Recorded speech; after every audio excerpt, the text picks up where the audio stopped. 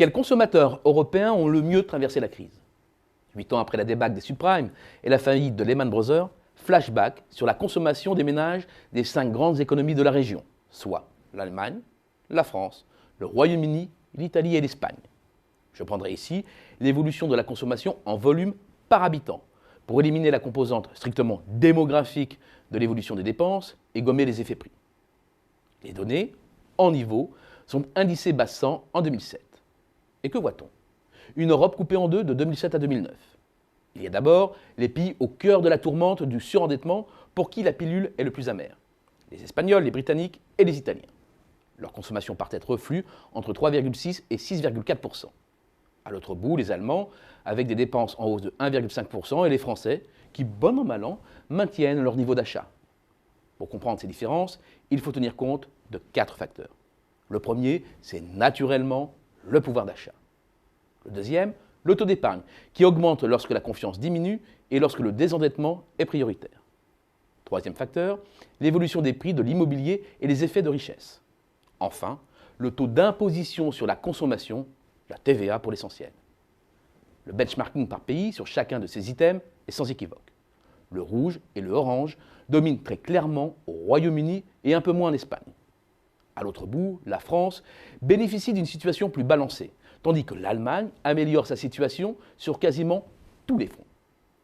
Moins touchés que les Espagnols ou les Britanniques, les Italiens voient néanmoins leurs revenus fortement altérés.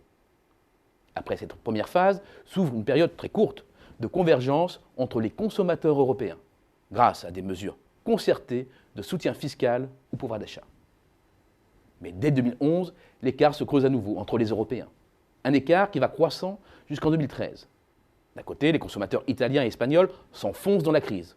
Au centre, les performances se resserrent entre Français et Britanniques. De leur côté, les Allemands font cavalier seul. Les sources de ces divergences sont bien connues.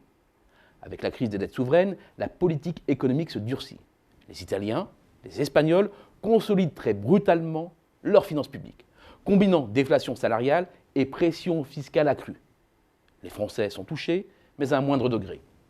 Les Britanniques échappent aux affres de la rigueur, mais la hausse des salaires coince alors que l'inflation grimpe. Dans presque tous les pays, les ménages doivent puiser dans leur bas de laine.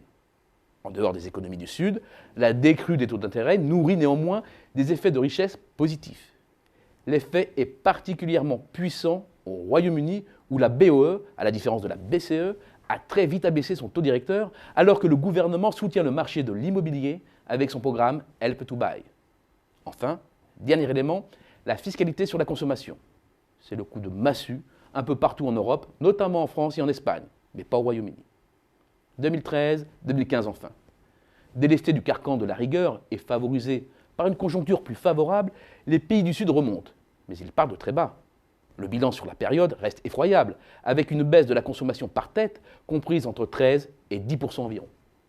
Les Britanniques et les Français limitent la casse. En revanche, tout va bien pour des Allemands à contre-emploi qui, avec des dépenses par tête en hausse de près de 6%, sont devenus les cigales de l'Europe.